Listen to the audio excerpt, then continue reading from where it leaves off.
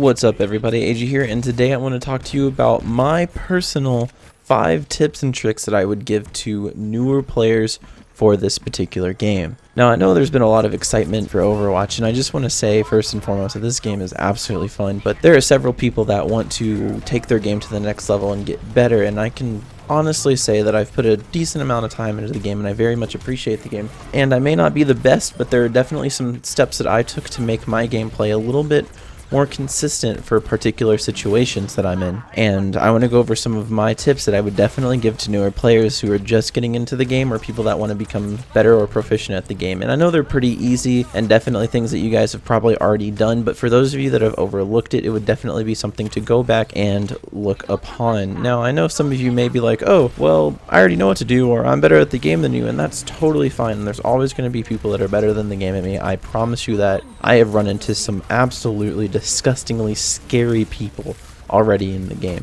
I have played against some of the scariest tracers, the most on-point Widowmakers, and the absolute devastating Genji players that I have never wanted to fight in my life, and holy crap, it was terrifying. However, I digress from that. But let's go ahead and get into some of these tips and tricks that you guys could probably use. Now, when we go into your settings, being able to individually set for each and every hero is very nice, and I very strongly suggest it for those of you that like to play a different set of heroes from particular situations. Now, of course, setting your mouse button sensitivity is one of the things that you can do, and even setting your buttons that work particularly better for specific heroes, like maybe you want your right click to be something else. An example of that would be McCree's Fan the Hammer. You may not always want that to be your right click or your left click. You may want it to be something entirely different. Or you may want your role to be something entirely different. I know for me personally, I have a lot of different button setups for different heroes, but most of them are pretty the same. However, for some specific heroes, there's definitely some different things. And of course, being a left-handed gamer, which you'll see the weird buttons that I press for movement, is actually probably part of me just being left-handed and having my right hand on the keyboard as opposed to my left. And not wanting to have my hand all the way on the other side of the keyboard from my mouse, I kind of like to keep my hands close together when playing games because it just feels more comfortable to me. I decided that that was probably the buttons that I have set up are the most comfortable for me. So even setting your WASD that most would normally use, I actually use DRFT for movement. So the drift setup is an easy way to put it. But, you know, necessarily that's not going to make you better at the game. That's not going to make it easier for you guys to play. It's just my own personal preference, since that my first technical PC shooter was actually CSGO last year, about when I started playing.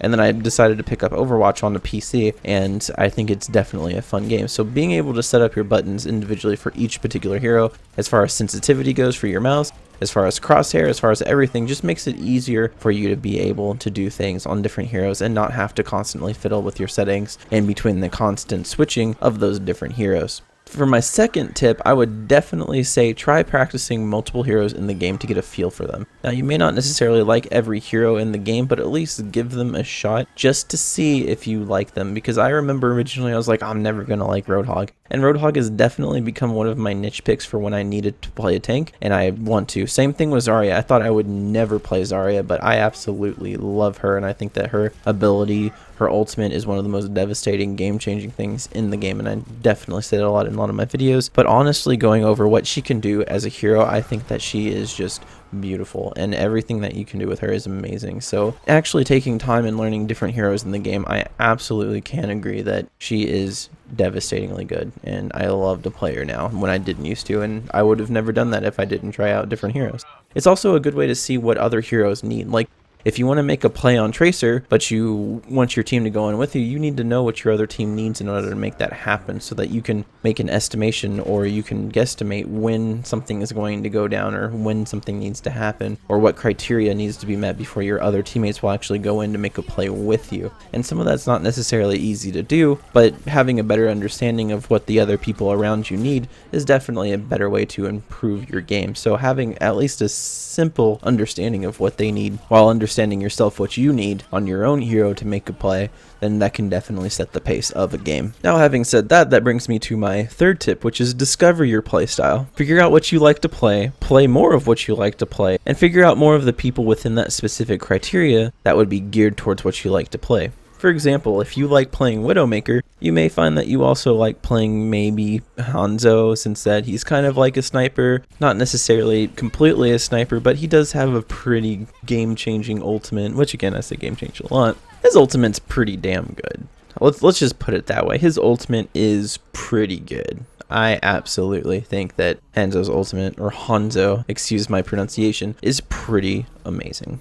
So when you discover your playstyle, let's say you just like being a sniper, or let's say you just like playing Mei, that's totally fine. You like playing disruptive heroes, play disruptive heroes. So you like playing aggressive carry heroes, play aggressive carry heroes, or you like just playing healing supports, play healing supports. Do what you want to do and enjoy doing it, because if you don't, then you won't like the game, and if you feel like you're constantly forced to do things you don't want to, then don't do it. If you want to constantly win games, go for it. Or if you want to carry as specific heroes, go ahead and do so, and just keep working on becoming the most proficient on that particular hero that you want to, if you want to improve. If you want to get better, just constantly ask yourself, what could I have done better there? Don't blame your team. Try to get away from blaming your teammates. Just try to better yourself, which brings me to my next point. The fourth tip would be try to become decent with a hero from each class. And the reason I say that is because there will be instances where your teammates won't want to switch, they won't want to do anything, and they'll constantly beg and plead for somebody to play something. Or sometimes you'll have too many damage classes, or not enough such and such, and this, that, or the other, and even the game will tell you what you don't have. But there are ways for you to change the outcome of the game simply by knowing how to play multiple heroes within different specifics of the game. If you're a good Widowmaker and you're also a good Roadhog and you're also a good Mercy, then that's really good. That's a good base of different particular heroes to play. That's 3 of the 5 that you can play as, and I think it's pretty good to be able to say that you can do those different things. If you can play a builder, if you can play a sniper, if you can play a carry, just if you're able to play one hero from each role specifically well, then that's very good, because then you'll always be able to make that audible of coming in and saying, all right, we need this, I'll switch to it, let's go. And then you can be the person that sets the pace of the game by simply being the only person who can make an audible like that. If you can be a flex position and change to what your team needs, then that's always very helpful. If you can set the pace of the game by saying, hey, we need this in particular, and just going for it, then that's great. Do that. Be that person. That's awesome. And that can definitely turn a lost game into a win as well. So be sure that if you can play at least one hero from each class, then that is so beneficial to your team. And of course, my last final tip for this short little my personal beginner's guide to playing Overwatch, I would definitely say learn your maps. Knowing how to pick particular heroes on specific maps based on the ability to get around is definitely something that you want to take into consideration. Being able to get to a better spot, it's just so beneficial if you know your way around the map. You can make risky plays that you normally otherwise would not be able to, just because you simply understand the placement of the medkits and how to work around those. You can turn that into a sort of a line. You start shooting somebody from one position, you move to the health pack, grab it, continue shooting them from another position, teleport to another place, get another health pack, and then kill their entire team. With Reaper, that's something that you can do. Just being able to fluidly move around the map, not bump into too many walls, not know where you're going, not get lost. If you just understand how the maps work, then that can help you significantly better, because you'll be able to get places faster than other people, and you'll be able to navigate a lot better and be able to save yourself in a crucial situation where you're at a life or death situation and you just need to get out fast, and you need to grab a health pack, and you need to get gone so you can not die. And it's things like that. But these are just 5 tips that I honestly think that could help people out that are newer to the game.